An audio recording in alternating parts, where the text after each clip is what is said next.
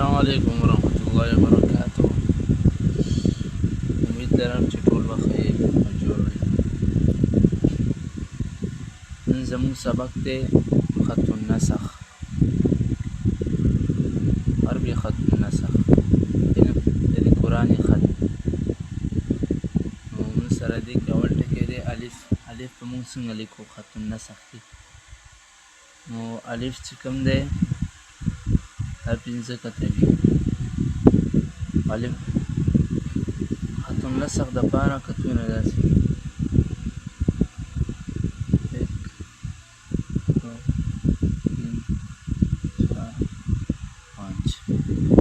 خط النسخ طریقه را او کوم چې مستلیک والی هغه داسې وي.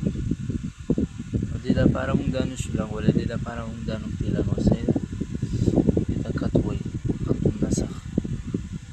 سره الف دی، الف چې کوم دی دا پنځه کته وي او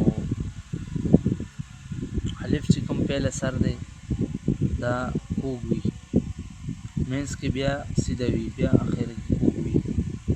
نو دې طریقې سره مونږ الف لیکو. تاسو ګورئ موږ سره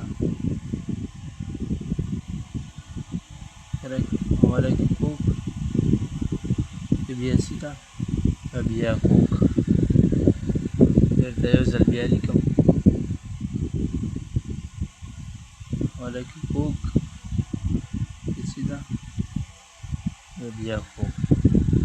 دا موږ سره الف طریقه را 1 2 3 4 5 کړه.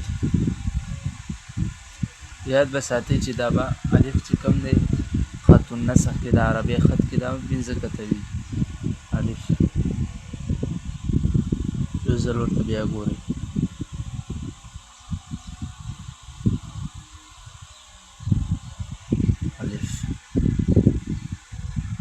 الف چې کوم دی ډېر خلک به خط النسخ کې په الف باندې ال د تاج اچوي. دا فل غلط دی، دا غلطه طریقه ده. په الف باندې تاج نشته دی، په الف باندې تاج نشته. الف چې کوم دی دا په خط ثلث کې په الف باندې تاج دی. لکه اوس موږ نسخ لیکو، ځینې خلک په دې باندې د تاج واچوي، دا غلط شو، فل غلط دی. خط النسخ چې کوم دی د الف پنځه کته وي او په دې باندې تاج نه وي. اوله کې خوږ وي، دوه کته، بیا سیده وي، بیا خوږ وي. دا زموږ سره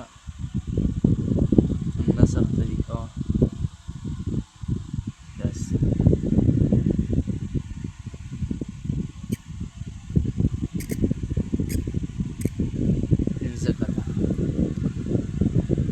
په اول کې مچولی شي او په بعد کې مچولی شي. ځینې خلک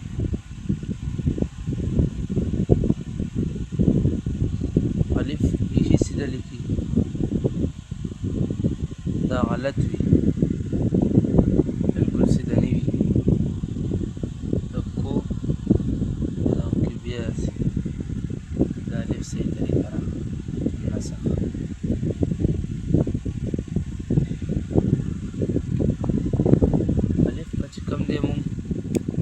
قلم سره څنګه لیکو؟ قلم سره دا هم همدغه طریقه ده، دومره ګران طریقې نه ده. دې لپاره موږ پنځه کته ولګوو او الف به واچوو. دغه هغه طریقې اوله کې کوږ، بیا سیده، بیا کوږ،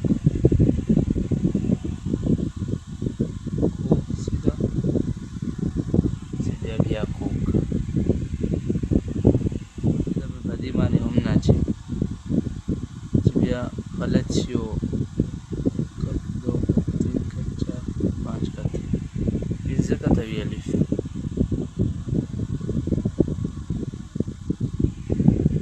الف به مونږ بالفل سره څنګه لیکو؟ بالفل سره هم دا طریقه ده. نقطې به چې کوم دی مونږ لږ ډیله ډیله اچوو، ډیله ډیله. صحیح ده؟ دا مو سره بیا صحیح راځي. داسې اوله کې کوږ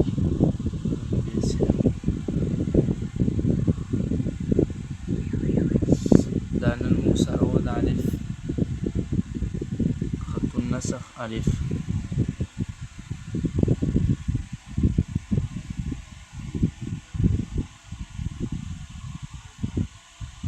مثلا د خط النسخ الف سبق و په بله ویډیو کې به انشاءالله مونږ دا با طریقه هم ښیو، دا متع طریقه به ښیو، دا بله ویډیو کې به با طریقه ښیو.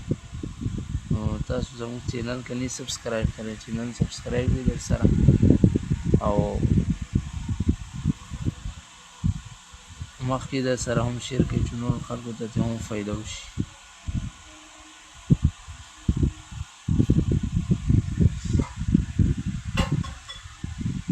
السلام علیکم.